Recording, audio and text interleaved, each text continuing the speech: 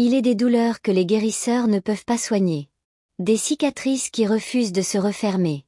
Et des blessures, qui ne saignent pas, mais qui pourrissent l'âme. L'histoire que je vais te raconter s'est transmise dans l'ombre des huttes. Au coin des feux mourants, là où les anciens parlent bas. Ce n'était pas une blessure. C'était une malédiction déguisée. Kodjo n'était pas un homme mauvais. Mais il voulait tout. La richesse, le respect, la terre. Et surtout, être vu, admiré, redouté. Il avait grandi dans le petit village de Tialé, près de la forêt rouge, là où la pluie ne tombe que lorsque les morts le décident. Kodjo s'était fait une place par la ruse, le commerce, et parfois, par la trahison.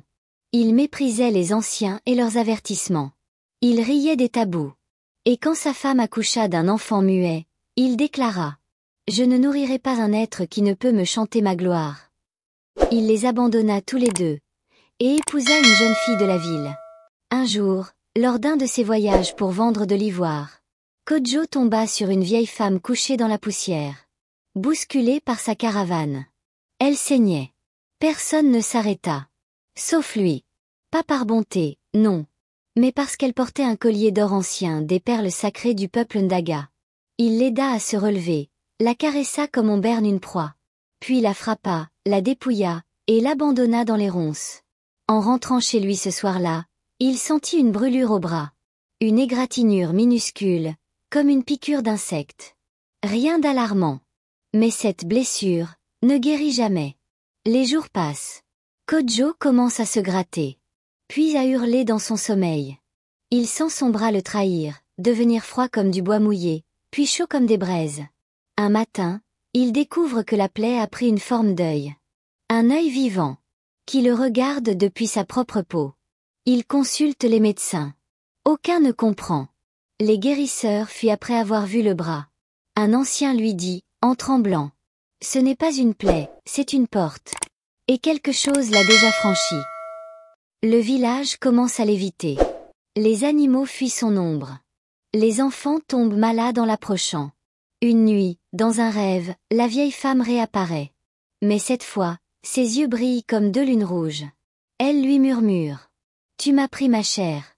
Je prends ton esprit. Chaque jour, ce bras te rappellera ce que tu es vraiment. Un homme vidé, un homme rongé par ses propres actes. » Au réveil, Kodjo ne parle plus. Il entend des voix. Et parfois, ce n'est plus lui qui contrôle sa main. Des rumeurs circulent. On dit que le bras a étranglé un de ses enfants dans la nuit. Que Kodjo pleure avec des larmes noires. Que sa peau se décolle comme de l'écorce brûlée. Un soir, il brûle sa propre maison, avec lui à l'intérieur. Mais le bras ne brûle pas. On dit qu'un apprenti guérisseur l'a trouvé dans les cendres, encore vivant. Et qu'il l'a enterré, seul, à l'orée de la forêt rouge. Là où les morts chuchotent à ceux qui n'écoutent jamais. Ce n'était pas une blessure. C'était le poids de ses actes qui avait pris forme. Car il existe des douleurs qu'aucun médecin ne peut soigner. Des douleurs infligées non pas au corps, mais à la mémoire des vivants. La malédiction de Kodjo, ce n'était pas une punition divine.